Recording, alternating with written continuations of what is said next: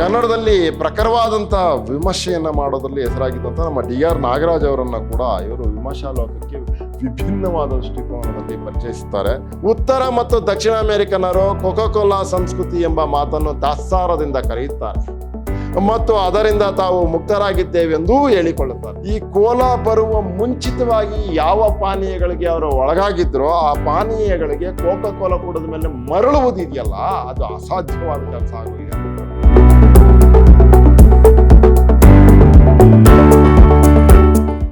ಎಲ್ಲರಿಗೂ ನಮಸ್ಕಾರ. ನಾನು ವೆಂಕಟೇಶ್ KP, ಕನ್ನಡ ಉಪನ್ಯಾಸಕ, ವಿದ್ಯಾಶ್ರಮ ಪ್ರಥಮ ದರ್ಜೆ ಕಾಲೇಜು, ಮೈಸೂರು.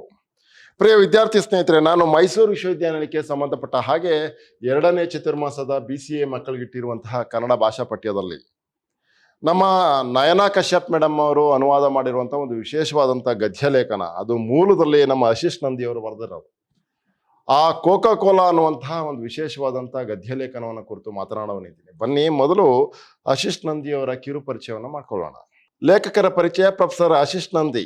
ಆಧುನಿಕ ಭಾರತದ ಅನನ್ಯ ಚಿಂತಕ ಪ್ರೊಫೆಸರ್ ಆಶೀಶ್ ನಂದಿ ಪ್ರಸ್ತುತ ದೆಹಲಿಯ centre for the study of developing ಸೊಸೈಟೀಸ್ನಲ್ಲಿ ನಿರ್ದೇಶಕರಾಗಿ ಸೇವೆ ಸಲ್ಲಿಸುತ್ತಿರುವ ಆಶೀಶ್ ನಂದಿ ಸ್ವಾತಂತ್ರ್ಯೋತ್ತರ ಭಾರತದ ಹಲವು ಘಟ್ಟಗಳನ್ನು ಹತ್ತಿರದಿಂದ ಪರಾಮರ್ಶಿಸಿ ಅತ್ಯುತ್ತಮ ಒಳನೋಟಗಳನ್ನು ನೀಡಿದವರು. ಬಹಳ ಸೊಗಸಾದಂತಹ ಆಲೋಚನೆ ಇರುವಂಥವರು ನಂದಿ ಸರ್ ಅವರು. ಬಹಳ ರೀತಿಯಲ್ಲಿ ವಿಶೇಷವಾದ ರೀತಿಯಲ್ಲಿ ಆಲೋಚನೆಗಳನ್ನ ಮಾಡಿ ಪ್ರಖರವಾದ ಚಿಂತನೆಗಳಿಂದ ಬೆಳಕೊಂಡವರು.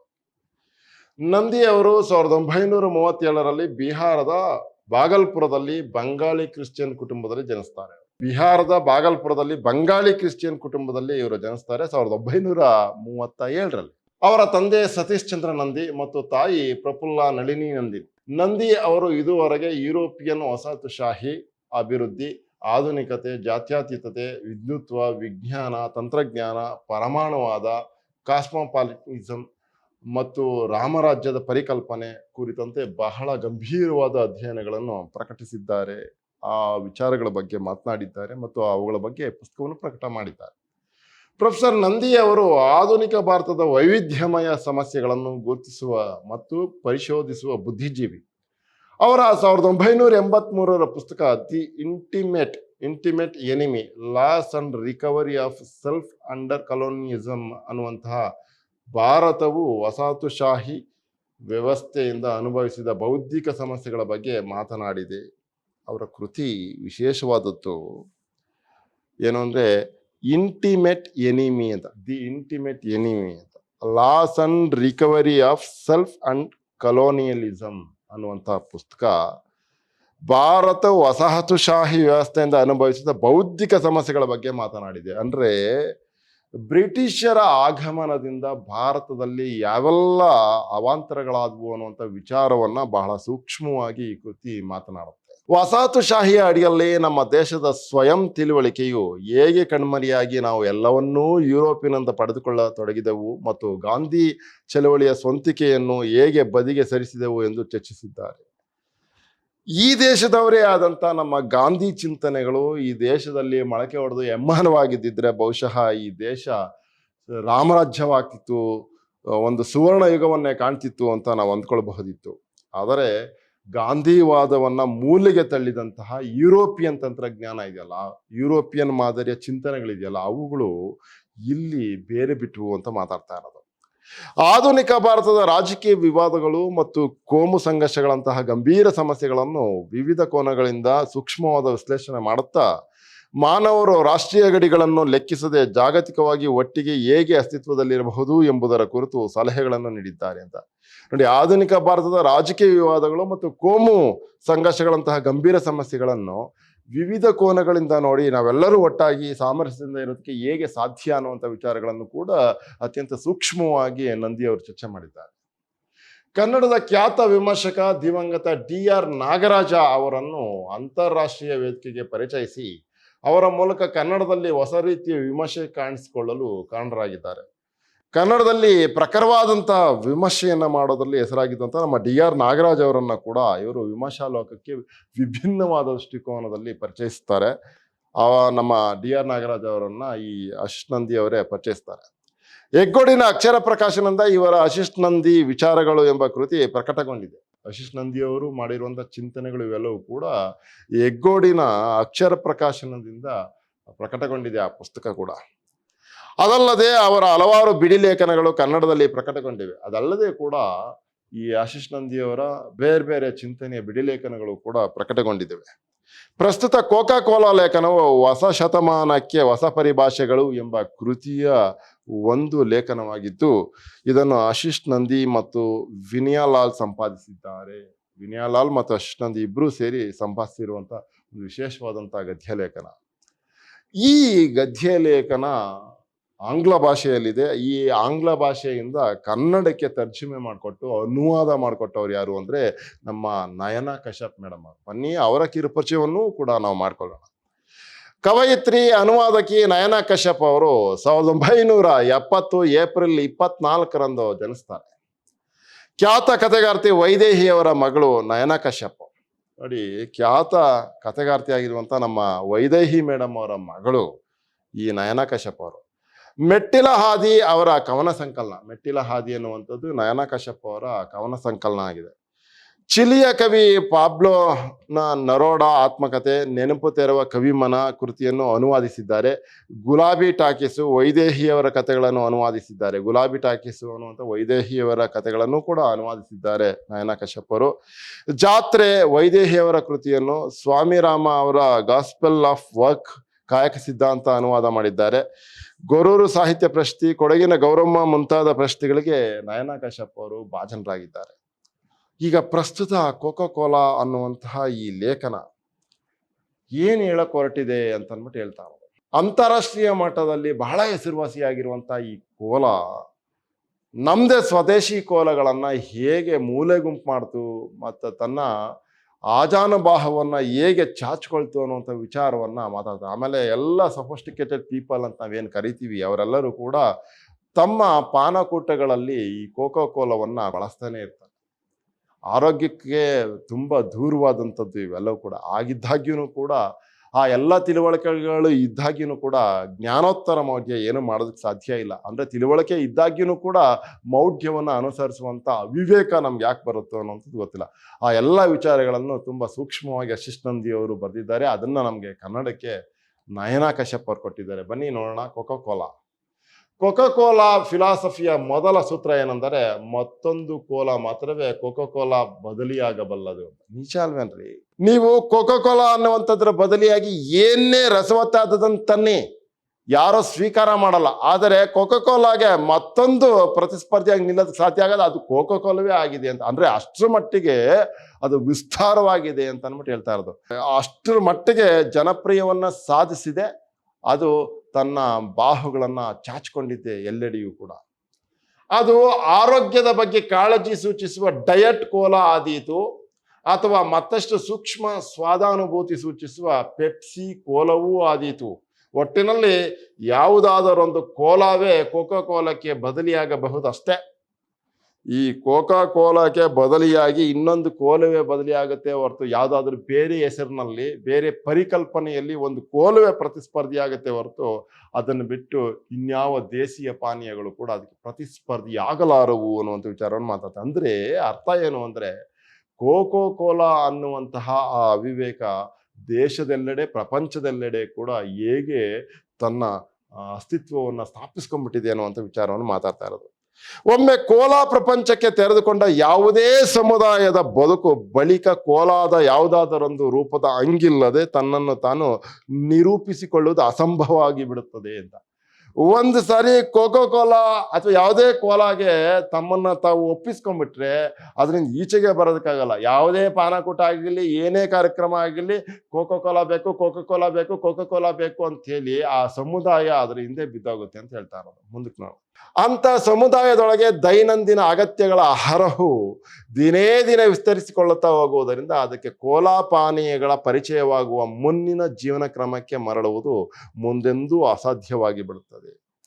ಈ ಕೋಲಾ ಅನ್ನುವಂಥದ್ದು ಅಷ್ಟರ ಮಟ್ಟಿಗೆ ತನ್ನ ಬಾಹುಗಳನ್ನು ಚಾಚಿಕೊಂಡಿರೋ ಕಾರಣಕ್ಕೆ ಆ ಬಾಹುಗಳಲ್ಲಿ ಸಿಕ್ಕಾಕೊಂಡಿರುವಂಥ ಜನ ಸಮುದಾಯ ಏನಿದೆ, ಈ ಕೋಲಾ ಬರುವ ಮುಂಚಿತವಾಗಿ ಯಾವ ಪಾನೀಯಗಳಿಗೆ ಅವರು ಒಳಗಾಗಿದ್ರೋ ಆ ಪಾನೀಯಗಳಿಗೆ ಕೋಕಾ ಕೋಲಾ ಕುಡಿದ ಮೇಲೆ ಮರಳುವುದಿದೆಯಲ್ಲ, ಅದು ಅಸಾಧ್ಯವಾದ ಕೆಲಸ ಆಗೋಗಿದೆ ಅಂತ ಹೇಳ್ತಾರೆ. ಈಗ ನೋಡಿ, ಯಾವುದೋ ಕಾಫಿ ಕುಡಿಯೋದನ್ನ ಅಭ್ಯಾಸ ಮಾಡ್ಕೊಂಡಿರ್ತೀವಿ, ಅಥವಾ ಇನ್ನೇನೋ ಹಾಲು ಕುಡಿಯೋದನ್ನ ಅಭ್ಯಾಸ ಮಾಡ್ಕೊಂಡಿರ್ತೀವಿ, ಅಥವಾ ಇನ್ಯಾವುದೋ ಕಬ್ಬಿನ ಹಾಲನ್ನು ಕುಡಿಯೋದನ್ನ ಅಭ್ಯಾಸ ಮಾಡ್ಕೊಂಡಿರ್ತೀವಿ. ಆದರೆ ಕೋಕೋ ಕೋಲಾವನ್ನ ಕುಡಿಯೋದು ಅಭ್ಯಾಸ ಮಾಡ್ಕೊಂಡಾಗ ಈ ಕಬ್ಬಿನ ಹಾಲು, ಈ ಹಾಲು, ಕಾಫಿ ಅನ್ನೋದನ್ನ ತ್ಯಜಿಸ್ಬಿಟ್ಟು ನಮ್ಮ ಪಾನಕೂಟಗಳಿಗೆ ಕೋಕೋ ಕೋಲಾವನ್ನೇ ರಿಸರ್ವ್ ಮಾಡ್ಬಿಡ್ತೀವಿ ಅಂತ ಹೇಳ್ಬಿಡ್ತಾ ಇರೋದು. ಕೋಕೋ ಕೋಲಕ್ಕೆ ಸಂಬಂಧಿಸಿದ ಬೇರೆಲ್ಲ ವಿಚಾರಗಳ ಬಗ್ಗೆ ಬೇಕಿದ್ದರೆ ರಾಜಿ ಮಾಡಿಕೊಳ್ಳಬಹುದು, ಆದರೆ ಇನ್ನೊಂದಕ್ಕೆ ಅವಕಾಶವನ್ನೇ ಒದಗಿಸದ ಅದರ ಸ್ವಾಮ್ಯತೆಯ ಬಗ್ಗೆ ಯಾವುದೇ ಚೌಕಾಸಿ ಸಾಧ್ಯವಿಲ್ಲ. ನಾನು ಒಂದೇ ಇರಬೇಕು ಅನ್ನುವಂಥ ಈ ಏಕಸ್ವಾಮ್ಯತೆ ಇದೆಯಲ್ಲ ಕೋಲಾ ಕಂಪ್ನಿಗಳದು, ಅದ್ರ ಬಗ್ಗೆ ನಾವು ರಾಜಿ ಮಾಡ್ಕೊಳಕ್ ಸಾಧ್ಯ ಇಲ್ಲ ಅಂತ ಹೇಳ್ತಾರೆ. ಕೋಕಾ ಕೋಲಾ ಒಂದೇ ಇಡೀ ಪ್ರಪಂಚದಾದ್ಯಂತ ಇರಬೇಕು ಅನ್ನುವಂತಹ ಧೋರಣೆ ಇದೆಯಲ್ಲ, ಅದು ಅಷ್ಟೇ ಇದೆಯಲ್ಲ, ಅದು ಹೋಗಬೇಕು ಅಂತ ಹೇಳ್ತಾರೆ. ಉಳಿದವು ಕೂಡ ಅದ್ರ ಮೇಲೆ ಅದ್ರ ಜೊತೆಗೆ ಪ್ರತಿಸ್ಪರ್ಧಿ ಆಗೋದಕ್ಕೆ ಬಂದು ಸೋತಿರುವಂತ ಉದಾಹರಣೆಗಳು ಇದಾವೆ. ಚಹಾ, ಕಾಫಿ, ಬಿಯರ್, ವೈನ್, ಜ್ಯೂಸ್ ಅಥವಾ ನೀರು ಇವು ಯಾವುವು ಎಂದಿಗೂ ಕೋಲಾಕ್ಕೆ ಪರ್ಯಾಯವಾಗಲಾರವು. ಈ ಕೋಕೋ ಕೋಲಾದ ಮುಂದೆ ನಾವು ಗೆಲ್ಲಬೇಕು ಅಂತೇಳಿ ಆರೋಗ್ಯಕರವಾದಂಥ ಚಿಂತನೆಗಳನ್ನು ಇಟ್ಕೊಂಡು ಯಾವೆಲ್ಲ ಆರೋಗ್ಯಕರವಾದ ಪಾನೀಯಗಳು ಬಂದಾಗಿದ್ದಾಗ್ಯೂ ಕೋಲಾಗೆ ಪರ್ಯಾಯವಾಗಿ ನಿನ್ನಕ್ಕೆ ಸಾಧ್ಯ ಆಗ್ತಲ್ಲ. ಚಹಾ, ಕಾಫಿ, ಬಿಯರ್, ವೈನ್, ಜ್ಯೂಸ್ ಅಥವಾ ನೀರು ಇವು ಯಾವುವು ಎಂದಿಗೂ ಕೋಲಾಕ್ಕೆ ಪರ್ಯಾಯವಾಗಲಾರವು, ಆಲ್ಟರ್ನೇಟಿವ್ ಆಗೋದಕ್ಕೆ ಸಾಧ್ಯ ಆಗ್ತಾ ಇಲ್ಲ ಅಂತ ಹೇಳ್ತಾ ಇರೋದು. ಆದ್ದರಿಂದಲೇ ಜಾಗತಿಕ ಮಟ್ಟದಲ್ಲಿ ಕೋಕಾ ಕೋಲಾದ ಪ್ರಮುಖ ಪ್ರತಿಸ್ಪರ್ಧಿ ಎಂದರೆ ಅದೇ ಸ್ವರೂಪವುಳ್ಳ ಪೆಪ್ಸಿ ಒಂದೇ. ಈಗ ಕೋಕಾ ಕೋಲಾಗೆ ಜಾಗತಿಕ ಮಟ್ಟದಲ್ಲಿ ಅದರಷ್ಟೇ ಪ್ರಸಿದ್ಧಿಯನ್ನು ಹೊಂದಿರುವ ಅಥವಾ ಅದರಷ್ಟೇ ಗುಣಮಟ್ಟ ಇರುವ ಅದರಷ್ಟೇ ಸಾಮರ್ಥ್ಯವನ್ನು ಹೊಂದಿರುವಂತಹ ಆ ಕೋಕಾ ಕೋಲಾಗೆ ಪ್ರತಿಸ್ಪರ್ಧಿಯಾಗಿ ನಿಲ್ಲೋದಕ್ಕೆ ಸಾಧ್ಯ ಆಗ್ತಾ ಇರೋದು ಪೆಪ್ಸಿಗೆ ಅಂತ ಹೇಳ್ತಾ ಇದ್ದಾರೆ. ನನ್ನ ಬುದ್ಧಿವಂತ ಗೆಳೆಯರಲ್ಲಿ ಹಲವರು, ಮುಖ್ಯವಾಗಿ ದಕ್ಷಿಣ ಏಷ್ಯನ್ನರು, ಇದು ಆಶಿಷ್ ನಂದಿ ಅವರು ಮಾತಾಡ್ತಾ ಇರೋದು, ಉತ್ತರ ಮತ್ತು ದಕ್ಷಿಣ ಅಮೆರಿಕನ್ನರು ಕೋಕಾ ಕೋಲಾ ಸಂಸ್ಕೃತಿ ಎಂಬ ಮಾತನ್ನು ತಾತ್ಸಾರದಿಂದ ಕರೆಯುತ್ತಾರೆ ಮತ್ತು ಅದರಿಂದ ತಾವು ಮುಕ್ತರಾಗಿದ್ದೇವೆಂದೂ ಹೇಳಿಕೊಳ್ಳುತ್ತಾರೆ. ಅಪ್ಪ, ನಾವು ಅದನ್ನೆಲ್ಲ ಗಲೀಜನ್ನೆಲ್ಲ ಕುಡಿಯಲ್ಲ ರೀ ಅಂತ ಅಂದ್ಬಿಟ್ಟು ಆ ಕೋಕಾ ಕೋಲಾ ಸಂಸ್ಕೃತಿ ಅಂತಂದ್ರೆ ಒಂದು ಉದಾಸೀನವಾಗಿ ಮಾತಾಡ್ತಾರೆ. ಅವರಾರು ಕೋಕಾ ಕೋಲಾ ಕುಡಿಯುವುದಿಲ್ಲ, ಅದರ ರುಚಿ ಕೂಡ ಅವರಿಗೆ ಹಿಡಿಸುವುದಿಲ್ಲ. ಅವರಲ್ಲಿ ಕೆಲವರು ತಮ್ಮ ಮಕ್ಕಳನ್ನೂ ಅದರಿಂದ ದೂರವಿರುವಂತೆ ಒತ್ತಾಯಿಸಿದ್ದಾರೆ. ಅವರು ಅವುಗಳನ್ನ ವಿರೋಧಿಸ್ತಾರೆ, ಅದ್ರ ಜೊತೆಗೆ ತಮ್ಮ ಪರಿವಾರವನ್ನು, ತಮ್ಮ ಕುಟುಂಬವನ್ನು, ತಮ್ಮ ಮಕ್ಕಳನ್ನು ಕೂಡ ಆ ಥರದ ಕೋಲಾಗಳಿಂದ ದೂರ ಇರಬೇಕು ನೀವು ಅಂತೇಳಿ ಒತ್ತಾಯಿಸ್ತಾರೆ, ಅವರ ಮನವೊಲಿಸೋದಕ್ಕೆ ಪ್ರಯತ್ನ ಪಡ್ತಾರೆ. ಜಾಗತಿಕ ಸಮೂಹ ಸಂಸ್ಕೃತಿಯನ್ನು ತಾವು ವಿರೋಧಿಸುತ್ತಿರುವ ಬಗ್ಗೆ ಅವರು ಹೆಮ್ಮೆ ಪಡುತ್ತಾರೆ ಮತ್ತು ಇತರರು ಮೆಕ್ಡೊನಾಲ್ಡ್, ಹುಲ್ವರ್ತ್ ಅಥವಾ ರೆಡ್ಮಿಟ್ ಮದ್ಯ ಮತ್ತು ತಂಬಾಕಿನ ಕುರಿತು ಮಾತನಾಡುವ ಧಾಟಿಯಲ್ಲಿ ಅವರು ಕೋಕಾ ಕೋಲಾದ ಬಗ್ಗೆ ಮಾತಾಡುತ್ತಾ ತಮ್ಮ ವಿಭಿನ್ನತೆಯನ್ನು ಗರ್ವದಿಂದ ಪ್ರದರ್ಶಿಸುತ್ತಾರೆ. ಬೇರೆಯವರು ಹೇಗೆ ಮೆಕ್ಡೊನಾಲ್ಡ್, ಹುಲ್ವರ್ತ್, ರೆಡ್ಮಿಟ್ ಬಗ್ಗೆ ಅಥವಾ ತಂಬಾಕಿನ ಬಗ್ಗೆ ವಿರೋಧದಿಂದ ಮಾತಾಡ್ತಾರೋ, ಆಕ್ಷೇಪಿಸಿ ಮಾತಾಡ್ತಾರೋ, ಹಾಗೇನೆ ನಾವು ಕೂಡ ಕೋಕೋ ಕೋಲಾದ ಬಗ್ಗೆ ಆಕ್ಷೇಪಿಸಿ ಮಾತಾಡುವಂಥ ಗುಂಪಿಗೆ, ವರ್ಗಕ್ಕೆ ಸೇರಿದವರು ಅನ್ನುವಂತಹ ಹೆಮ್ಮೆಯಿಂದ ಅವರೆಲ್ಲರೂ ಕೂಡ ಮಾತಾಡ್ತಾರೆ, ನನ್ನ ಸ್ನೇಹಿತರು ಅಂತ ಅಂದ್ಬಿಟ್ಟು ಆಶಿಷ್ ನಂದಿ ಅವರು ಮಾತಾಡ್ತಾ ಇರೋದು. ಜಾಗತಿಕ ಸಮೂಹ ಸಂಸ್ಕೃತಿಯನ್ನು ತಾವು ವಿರೋಧಿಸುತ್ತಿರುವ ಬಗ್ಗೆ ಅವರು ಹೆಮ್ಮೆ ಪಡುತ್ತಾರೆ. ಜಾಗತಿಕ ಸಂಸ್ಕೃತಿ ಅಂದ್ರೆ ಪ್ರಪಂಚದ ಎಲ್ಲೆಡೆಯೂ ಇರುವಂತಹ ಒಂದು ಸಂಸ್ಕೃತಿ, ಅದನ್ನೇ ನಾವು ವಿರೋಧಿಸ್ತಾ ಇದ್ದೀವಿ. ಯಾವ ಕಾರಣಕ್ಕೆ ಅಂದ್ರೆ ಅದು ಆರೋಗ್ಯಕರವಲ್ಲ ಅಂತ. ಹಾಗೆ ಆರೋಗ್ಯಕರವಲ್ಲದ ಆ ಸಂಸ್ಕೃತಿಯನ್ನ, ಜಾಗತಿಕ ಮಟ್ಟದಲ್ಲಿ ಇರುವಂತಹ ಸಂಸ್ಕೃತಿಯನ್ನ ನಾವು ವಿರೋಧಿಸ್ತಾ ಇದ್ದೀವಲ್ಲ ಅನ್ನುವಂತಹ ಹೆಮ್ಮೆ, ಗರ್ವ ಅವ್ರಿಗಿದ್ದದ್ದೇ ಅಂತ ಹೇಳ್ತಾರೆ. ಮುಂದಕ್ಕೆ ನೋಡೋಣ. ಕೋಲಾ ಪಾನೀಯಗಳ ಬಗೆಗಿನ ಅವರ ನಿಲುವು ಎರಡು ಅಂಶಗಳ ಮಿಶ್ರಣ, ಒಂದು ತಾತ್ಸಾರ ಮತ್ತು ಇನ್ನೊಂದು ಭಯ. ಒಂದು ತಾತ್ಸಾರ, ಇನ್ನೊಂದು ಭಯ ಅಂತ ಹೇಳ್ತಾರೆ. ಇವರ ಭಿನ್ನತೆಯು ಮೇಲೆ ತೋರುವಷ್ಟು ಭಿನ್ನವಾಗಿ ಏನೂ ಇಲ್ಲ. ತಮ್ಮ ಭಿನ್ನಾಭಿಪ್ರಾಯವನ್ನು ಇವರು ಹೆಮ್ಮೆಯಿಂದ ತೋರ್ಪಡಿಸಿಕೊಳ್ಳುವುದು ಮತ್ತು ಈ ಬಗೆಯ ಇವರ ನಿಲುವು ಕೇವಲ ಕೋಲಾ ಪಾನೀಯಗಳಿಗೆ ಸೀಮಿತವಾಗುವುದು ಹಾಗೂ ನಿಷ್ಪ್ರಯೋಜಕ ಬಳಕೆಯಲ್ಲಿರುವ ಇತರ ವಸ್ತುಗಳ ಅನ್ವಯವಾಗದಿರುವುದು ಇದೇ ಕೋಕಾ ಕೋಲಾವು ಹೇಗೆ ಒಂದು ಜಗದೃಷ್ಟಿಯಾಗಿ, ಬದುಕಿನ ಫಿಲಾಸಫಿಯಾಗಿ ಬಿಡುವುದರಲ್ಲಿ ಯಶಸ್ವಿಯಾಗಿದೆ ಎಂಬುದನ್ನು ತೋರಿಸುತ್ತದೆ ಅಂತ. ನೋಡಿ, ಈ ರೀತಿಯ ಭಿನ್ನಾಭಿಪ್ರಾಯಗಳನ್ನು ಇಟ್ಕೊಂಡಿದ್ದಾಗಿಯೂ ಕೂಡ ಅವರ ನಿಲುವುಗಳು ಕೇವಲ ಕೋಕಾ ಕೋಲಾ ಪಾನೀಯಗಳಿಗೆ ಮಾತ್ರ ಸೀಮಿತವಾಗಿದೆ. ಆದರೆ ಅದೇ ರೀತಿ ಇರುವಂಥ ಬೇರೆ ಬೇರೆ ವಿಷಯಗಳಿಗೆ ಇವರ ಮನಸ್ಸು ತೆರೆದುಕೊಂಡಿಲ್ಲ. ಆ ಕಾರಣಕ್ಕೆ ಇವರ ಹೋರಾಟ ಅನ್ನುವಂಥದ್ದೇನಿದೆ, ಇವರ ಆಕ್ಷೇಪ ಅನ್ನುವಂಥದ್ದೇನಿದೆ, ಅವೆಲ್ಲವೂ ಕೂಡ ಬಿದ್ದೋಗ್ಬಿಡ್ತವೆ ಅಂತ ಅಂದ್ಬಿಟ್ಟು ಮಾತಾಡ್ತಾರೆ. ಜೊತೆಗೆ ಇದು ಯಾವುದೇ ಬಗೆಯ ಪರ್ಯಾಯಕ್ಕೂ ಮತ್ತು ಕೆಲವೊಮ್ಮೆ ಭಿನ್ನತೆಗೂ ಕೂಡ ಯಥೇಚ್ಛ ಆಸ್ಪದ ನೀಡುವಂತಹ ಜೀವನ ಕ್ರಮವೂ ಆಗಿದೆ ಎಂಬುದನ್ನು ಕಾಣಿಸಿಕೊಡುತ್ತದೆ ಅಂತ. ಆಮೇಲೆ ಜೊತೆಗೆ ಇದು ನೋಡಿ, ಯಾವುದೇ ಬಗೆಯ ಪರ್ಯಾಯಕ್ಕೂ ಮತ್ತು ಕೆಲವೊಮ್ಮೆ ಭಿನ್ನತೆಗೂ ಕೂಡ ಯಥೇಚ್ಛ ಆಸ್ಪದವನ್ನು ನೀಡುವಂತಹ ಅವಕಾಶವನ್ನು ಇದು ಕಲ್ಪಿಸಿಕೊಡುತ್ತೆ ಅನ್ನುವಂಥ ವಿಚಾರವನ್ನು ಕೂಡ ನಾವು ಮನಗಾಣಬೇಕಾಗಿದೆ ಅಂತ ಹೇಳ್ತಾ ಇರೋದು. 1977-79 ನಡುವೆ ಆಗ ಇಂಡಿಯಾದ ರಾಷ್ಟ್ರಾಡಳಿತದ ಮುಂಚೂಣಿಯಲ್ಲಿದ್ದ ಜನತಾ ಪಕ್ಷದ ಅವಧಿಯಲ್ಲಿ ಈ ವಸ್ತುಸ್ಥಿತಿಯು ಮರೆತು ಹೋಗಿ ಅಂದಿನ ಕೈಗಾರಿಕಾ ಮಂತ್ರಿಗಳಾಗಿದ್ದ ಜಾರ್ಜ್ ಫರ್ನಾಂಡಿಸ್ ಅವರು ಕೋಕಾ ಕೋಲಾ ಕಾರ್ಪೊರೇಷನ್ ಅನ್ನು ದೇಶದಿಂದ ಹೊರಗಟ್ಟಿದ್ದಾರೆ. ನೋಡಿ, ಕೋಕಾ ಕೋಲಾ ಕಾರ್ಪೊರೇಷನ್ ಅನ್ನ ಆಗಿನ ಕೈಗಾರಿಕಾ ಮಂತ್ರಿಗಳಾದ ಜಾರ್ಜ್ ಫರ್ನಾಂಡಿಸ್ ಅವರು ಹೊರಗಡೆ ತಳ್ಳಿದರು ಮತ್ತು ಆ ಮೂಲಕ ತಾನು ಇಂಡಿಯಾದ ಸ್ವಾವಲಂಬನೆಯ ಚಳವಳಿಗೆ ಅಪಾರ ಸೇವೆ ಸಲ್ಲಿಸಿದನೆಂದು ಹಾಗೂ ತನ್ನ ಸಮಾಜವಾದ ಮತ್ತು ಗಾಂಧಿವಾದಗಳಿಗೆ ಬದ್ಧನಾದಂತಾಯಿತು ಎಂದು ಅವರು ಅಂದುಕೊಂಡಿದ್ದರು. ನಾನು ಈ ಕೋಲಾ ಕಂಪನಿಗಳನ್ನ ಆಚೆ ಕಳಿಸ್ಬಿಟ್ಟು ಗಾಂಧಿವಾದಕ್ಕೂ ಕೂಡ ಅಥವಾ ಸ್ವಾವಲಂಬನೆಯ ಚಳವಳಿಗೆ, ನಾನು ಇಂಡಿಯಾದ ಸ್ವಾವಲಂಬನೆ ಚಳವಳಿಗೆ ಬದ್ಧನಾಗಿದ್ದೀನಿ ಅಂತೇಳಿ ಅವರು ಅನ್ಕೊಂಡಿದ್ರು. ಆದರೆ ನಿಜವಾಗಿಯೂ ನೋಡಿದರೆ ತನಗರಿವಿಲ್ಲದೆಯೇ ಅವರು ಕೋಕಾ ಕೋಲಾ ಫಿಲಾಸಫಿಯ ಸ್ಥಿತ ಚೌಕಟ್ಟಿಗೆ ಬದ್ಧರಾಗಿಯೇ ನಡೆದುಕೊಂಡಿದ್ದರು. ಆದರೆ ಏನು ಅಂದರೆ ವಿರೋಧಾಭಾಸ ಏನಿತ್ತು ಅಂತಂದ್ರೆ, ಅವರು ನಿಜವಾಗಿಯೂ ನೋಡಿದರೆ ತನಗರಿವಿಲ್ಲದೆಯೇ ಅವರು ಕೋಕಾ ಕೋಲಾ ಫಿಲಾಸಫಿಯ ಸ್ಥಿತ ಚೌಕಟ್ಟಿಗೆ ಬದ್ಧರಾಗಿಯೇ ನಡೆದುಕೊಂಡಿದ್ದರು. ಕೋಕಾ ಕೋಲಾ ಸಂಸ್ಕೃತಿಗೆ ಅವರು ಬದ್ಧರಾಗಿಯೇ ನಡ್ಕೊಂಡ್ಬಿಟ್ಟಿದ್ರು. ನೋಡಿ, ಕಾರ್ಪೊರೇಟ್ಸ್ ಜಗತ್ತು ಆ ಥರದ್ದೊಂದು ವ್ಯೂಹದಲ್ಲಿ ದೊಡ್ಡ ದೊಡ್ಡವರನ್ನ, ಆರೋಗ್ಯಕರವಾಗಿ ಯೋಚನೆ ಮಾಡೋರನ್ನು ಕೂಡ ಅದರ ಸುಳಿಗೆ ಸಿಕ್ಕಿಸ್ಕೊಂಡ್ಬಿಡುತ್ತೆ ಅಂತ ಹೇಳ್ತಾ ಇರೋದು. ಆದ್ದರಿಂದ ಆಗ ಕೋಕಾ ಕೋಲಾಕ್ಕೆ ಪರ್ಯಾಯವಾಗಿ ಇಂಡಿಯನ್ ಕಾರ್ಪೊರೇಷನ್ ಒಂದು ತಯಾರಿಸುವ ಕೋಲಾ ಬಂತು. ಹಾಗೂ ಮತ್ತೊಂದು ಬಹುರಾಷ್ಟ್ರೀಯ ಕಂಪನಿಯ ಥಮ್ಸ್ ಅಪ್ ಬಂತು. ನೋಡಿ, ಇದನ್ನ ಓಡಿಸ್ಬೇಕು ಅಂತ ಅಂದ್ಬಿಟ್ಟು ಬೇರೆ ಬೇರೆ ಕೋಲಾಗಳು ಕೂಡ ಬಂದವು ಅಂತ ಹೇಳ್ತಾ ಇರೋದು. ಈಗ ಒಂದು ದಶಕಕ್ಕೂ ಹೆಚ್ಚು ಕಾಲದ ಬಳಿಕ ಫರ್ನಾಂಡಿಸ್ ರಂತವರೊಂದಿಗೆ ಸೇಡು ತೀರಿಸಿಕೊಳ್ಳುವಂತೆ ಕೋಕಾ ಕೋಲಾವು ಇಂಡಿಯಾದ ಮಾರುಕಟ್ಟೆಯನ್ನು ಜೈಬೇರಿಯಿಂದ ಮರುಪ್ರವೇಶಿಸಿದೆ. ಹೌದು, ನೀವು ಏನೇ ಇದನ್ನ ನಮ್ಮನ್ನ ನಿಷೇಧ ಮಾಡಿದ್ರು ಕೂಡ ಮತ್ತೆ ಮತ್ತೆ ಪುಟಿದೇಳ್ತೀವಿ ಫೀನಿಕ್ಸ್ ತರ ಅನ್ನುವಂತಹ ಛಲವನ್ನ ಇಟ್ಕೊಂಡಂತ ಕೋಲಾ ಕಂಪನಿಯವರು ಫರ್ನಾಂಡಿಸ್ ಅವರ ವಿರುದ್ಧವಾಗಿ ಜೈಬೇರಿಯನ್ನು ಬಾರಿಸ್ಬೇಕು ಅಂತ ಅಂದ್ಬಿಟ್ಟು ಮತ್ತೆ ಮಾರುಕಟ್ಟೆಗೆ ಮರುಪ್ರವೇಶವನ್ನು ಪಡ್ಕೊಂಡ್ರು. ಅಲ್ಲದೆ ಅದೇ ವಿಜಯೋತ್ಸಾಹದಿಂದ ಪೆಪ್ಸಿ ಕೋಲಾದೊಂದಿಗೆ ಸ್ಪರ್ಧಿಸುತ್ತಾ ಮುಂಬರುವ ದಿನಗಳಲ್ಲಿ ಇಂಡಿಯಾ ಮಾತೆಯ ಮೋಕ್ಷ ಮಾರ್ಗವೆಂದು ಬಿಂಬಿತವಾಗುವ ಮಾರುಕಟ್ಟೆಯ ಸ್ಪರ್ಧೆಗೆ ಮೂಲ ಮಾತೃಕೆಯನ್ನೂ ಒದಗಿಸುತ್ತಿದೆ ಅಂತ ಹೇಳ್ತಾರೆ.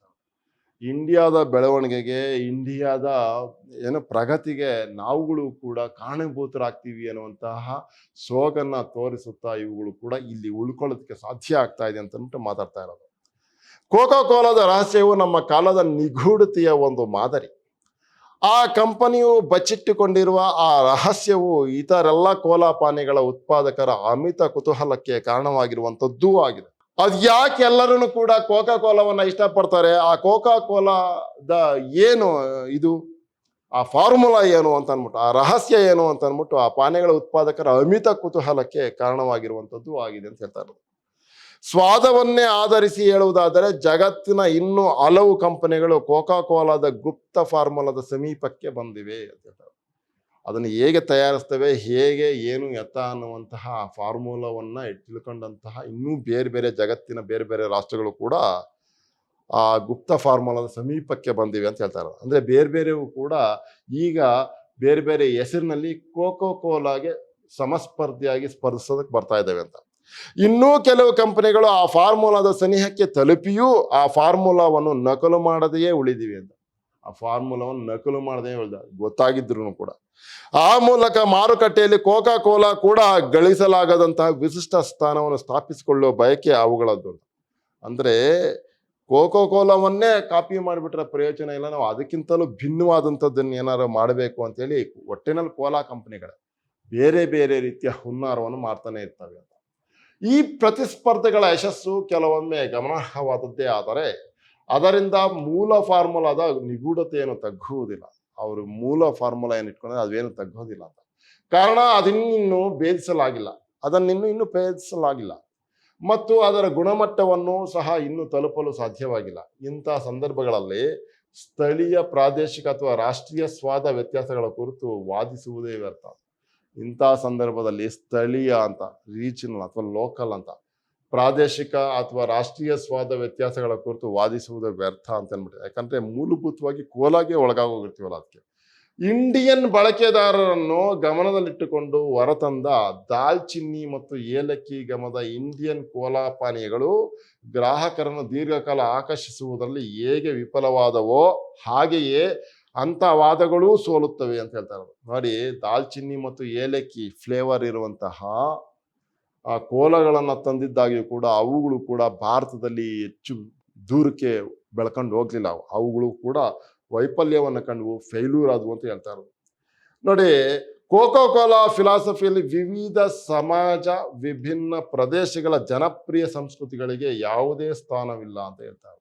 ನೋಡಿ, ಈ ಥರದ್ದಿದೆ ಅಂತ. ಆ ಕುರಿತು ಅದು ತಲೆ ಕೆಡಿಸಿಕೊಳ್ಳುವುದೇ ಇಲ್ಲ, ತಲೆ ಕೆಡಿಸ್ಕೊಳ್ಳಲ್ಲ. ಯಾವುದೋ ಒಂದು ವರ್ಗ ಅದನ್ನ ವಿರೋಧಿಸುತ್ತೆ ಅಂತಾರೆ, ಅದನ್ನೇನು ತಲೆ ಕೆಡಿಸ್ಕೊಳ್ಳಲ್ಲ. ಯಾಕಂದ್ರೆ ತನ್ನನ್ನ ಹಿಂಬಾಲಿಸೋರು, ತನ್ನನ್ನ ತೆಕ್ಕೆ ಇಟ್ಕೊಳ್ಳೋರು ಅಸಂಖ್ಯಾತ ಜನರಿದ್ದಾರೆ ಅನ್ನೋದು ಗೊತ್ತು ಕೋಲಾ ಕಂಪನಿಗಳಿಗೆ.